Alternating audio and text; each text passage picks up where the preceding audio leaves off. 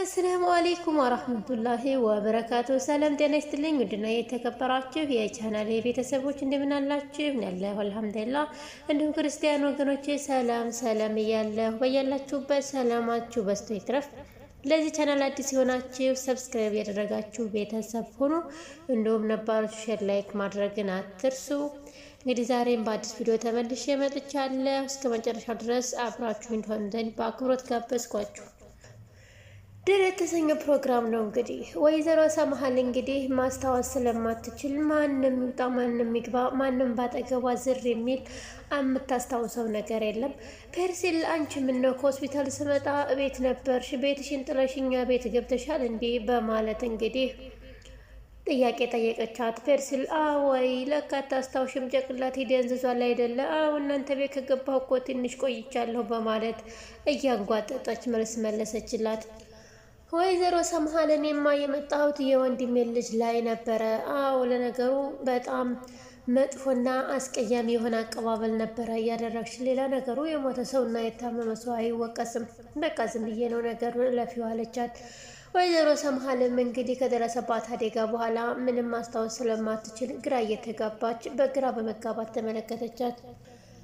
ለመሆኑ የአምነን እናት አምነን ማታ ሊያገባው መሆኑን ስትሰሚ አንቺ ምን ተሰማሽ? ምን አሰብሽ? በማለት ጠየቀቻት። እውነት ለመናገር በጣም ደስ ብሎኛል። ምናልባትም የልጄን ደስታ ለማየት ይሆናል ከሞት አፋፍ ፈጣሪ የመለሰኝ አለቻት።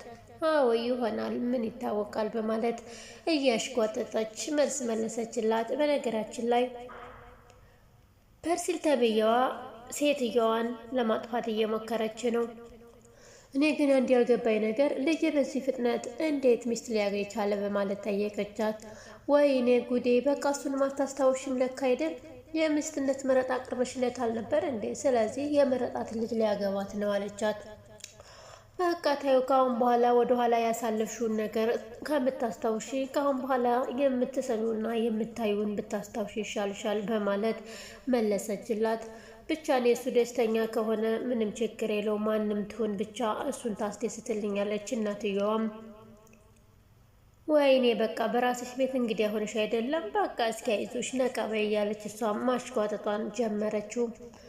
ከወይዘሮም ሰምሃል ጋር ተነስታ ወደ ጄሪ ክላስ ከገባች በኋላ ጓደኛዬ ሰምሃል ምን ሆነሽ ነው ጠፋሽብኝ እኮ ብላ ስጠይቃት ሙሽራዋ ጄሪ እኔማ ሰምሃል ጋር ቆይቼ ነበር፣ እሷ ጋር ሳዋራት ቆይቼ ነበረ በማለት መለሰችላት። እሷ ጋር የቆየሽው አለቻት። አዎ ስትል በጣም እያናነቀቻት ነበረ የምታወራትና አንቺ አማቼንማ እንደዚህ አትናገሪያት አለች ጄሪ። እናም አቶ አምነንም እኮ እናቴን ተንከባከቢልኝ ብሎ ጠይቆኛል። ስለዚህ እኔም ቃል ገብቻለሁ አማቼ ስለሆነች ካሁን በኋላ በደንብ መንከባከብ አለብኝ አለች። አይ ጉድ! አንዴ ወደ ሞታ አፋፍ መላክ፣ አንዴ ደግሞ መንከባከብ፣ ሁለቱም አይጋጩም ብለሽ ነው አለቻት። ለነገሩ መግደሉንም መንከባከቡንም አይሳንሽም፣ ታደርጊዋለሽ አይደል ጄሪ የኔ ቆንጆ እያለች በእሷም ላይ እየተሳለቀችባት ነበረ። ጄሪም እንግዲህ ይህን ነገር እኮ ከኔና ከአንቺ በስተቀር ማንም የሚያውቅ የለም አይደለም እንዴ በማለት ጠየቀቻት።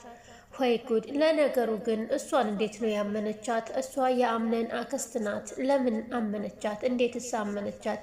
ይህን ሚስጥርስ ደብቃላት ትኖር ይሆን ወይስ የሆነ ጊዜ ታወጣባት ይሆን? እንግዲህ አብረን የምናየው ይሆናል።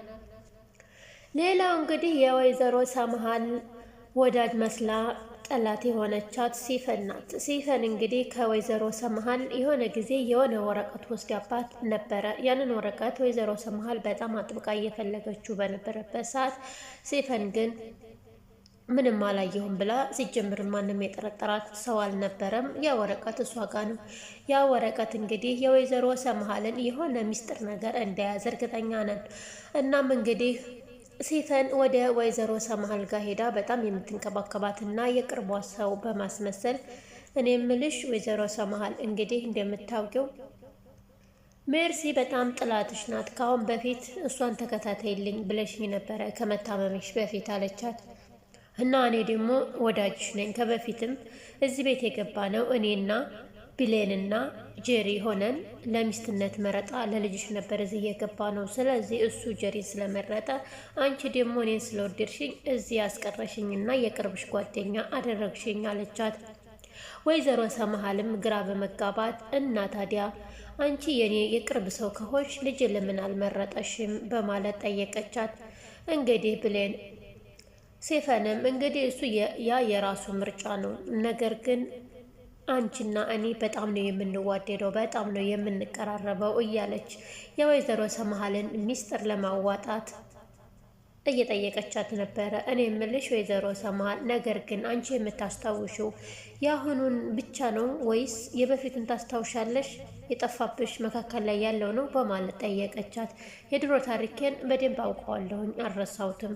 መካከል ላይ የተፈጠረው ነገር ነው የረሳሁት፣ የቅርብ ጊዜውን አለቻት። እናም የድሮ ታሪኳን ልታስወራት እያውጣጣች በነበረበት ሰዓት ባክሽን እንደዚህ አትበይ፣ ይህንን የድሮ ኖሬ አታሽብኝ፣ ማውራትም አልፈልግም እያለች እየነገረቻት በነበረችበት ሰዓት ሙሽራዋ ጄሪ መታ ወሰደቻት። ልብስ አማርጭኝም ብላ እንግዲህ የወይዘሮ ሰመሃልን ሚስጥር አስወጥታ ሴፈን ተብዬዋ እንግዲህ ሚስጥሯን አስወጥታ የሆነ የምትበቀላት ነገር እንዳለ በጣም እርግጠኛ ነን። ወይዘሮ ሰመሃል ደግሞ ምንም አልገባትም። ከበፊትም ቢሆን ሲፈንን ምንም አልጠረጠረቻትም። ሲፈን ግን እሷን የቀረበቻት ለመበቀልና ለሆነ ለትልቅ ዓላማ እንደሆነ ምንም ጥርጥር የለውም። ምን ይፈጠር ይሆን? ወይዘሮ ሰመሃል የደበቀችው ሚስጥር ምን ይሆን? እንግዲህ አብረን የምናየው ይሆናል።